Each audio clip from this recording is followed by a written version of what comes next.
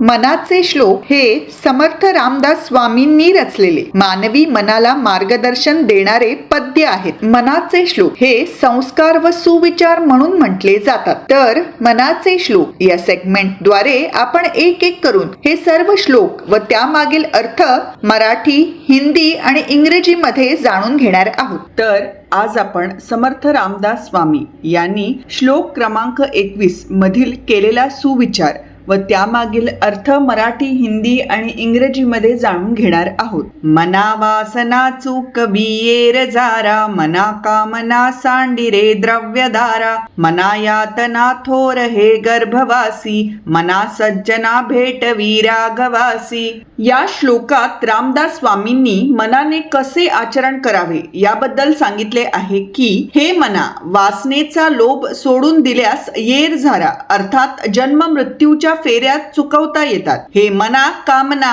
पैसा, सत्ता, संपत्ती यांचा मोह सोडून दे. हे मना, प्रत्येक गर्भाला आईच्या गर्भात यातना सहन कराव्या लागतात. म्हणूनच हे मना, या फेऱ्यात पडायला लागू नये यासाठी श्रीरामाची भेट होईल अशा मार्गावर वाटचाल कर.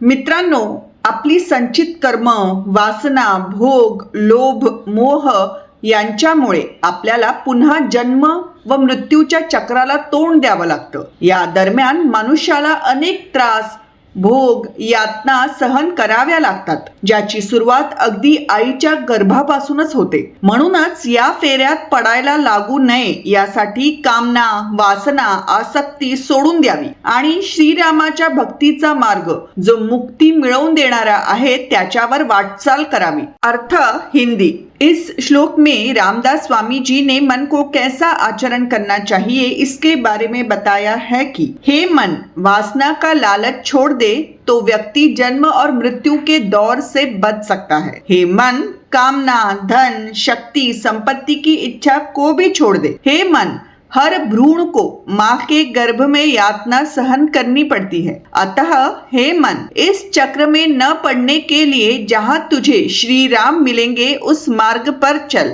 दोस्तों, हमारे संचित कर्म, वासना, भोग, लोभ, मोह के कारण हमें दोबारा जन्म और मृत्यु के चक्र का सामना करना पड़ता है. इस दौरान इंसान को कई कष्ट और यातनाएं सहन करनी पड़ती है जो माँ के गर्भ से ही शुरू हो जाती है.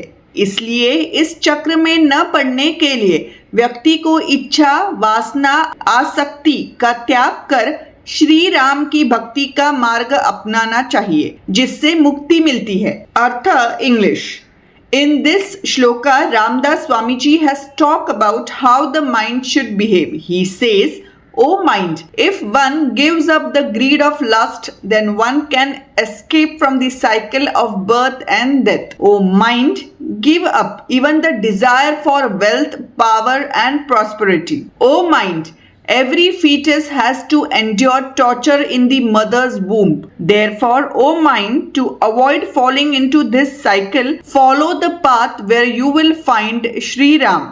Friends, due to our accumulated karma, lust, indulgence, greed, attachment, we have to face the cycle of birth and death again. During this period, a person has to endure many pains and tortures, which starts right from the mother's womb itself. Therefore, to avoid falling into this cycle, one must renounce desire, lust, attachment and adopt the path of devotion to Sri Rama, which leads to liberation.